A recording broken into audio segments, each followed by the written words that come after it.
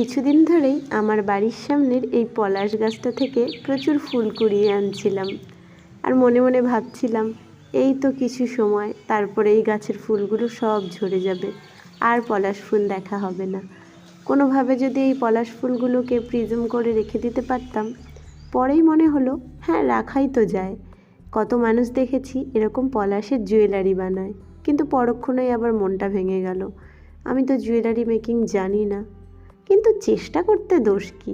তাই যা ভাবা তাই কাজ, লেগে পড়লাম। কিছুদিন আগে স্লেট তৈরির জন্য ডেকোরেশন করতে কিছু ক্লে কিনেছিলাম, যেগুলো দিয়ে ওই পদ্ম ফুল, হাঁস, টুকিটাকি বানিয়েছি। সেই ক্লে কিছুটা থেকে গেছিলো, ভাবলাম একবার চেষ্টা করেই দেখি।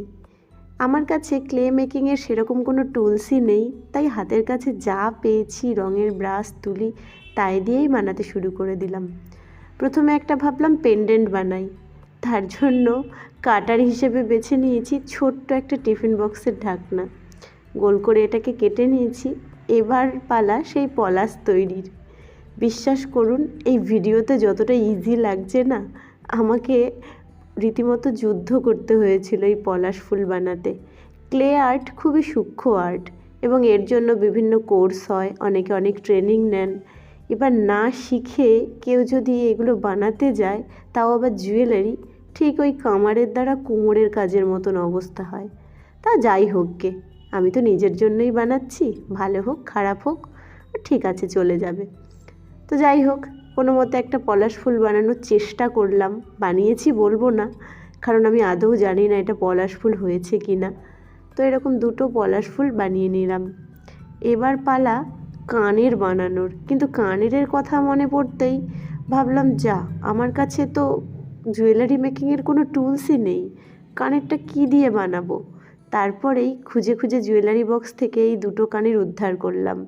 এগুলো বেশ কয়েকবার পরেছি, আর পরা হয় না। ভাবলাম এটার মধ্যেই কিছু করি, কিন্তু কি করব জানি না। সবার আগে এই বেসটাকে ক্লে দিয়ে ঢেকে নিলাম। এবার আমাকে ছোট ছোট দুটো সেম ডিজাইনের পলাশ বানাতে হবে। ভেবেই নিয়েছিলাম যদি পলাশ না বানাতে পারি ছোট্ট করে, তাহলে এঁকে নেব।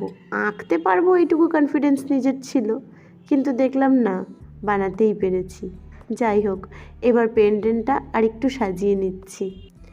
যা মাথায় এসছে তাই দিয়েই একটা পেন্ডেন্ট আর এই কানেরটা বানিয়ে নিলাম।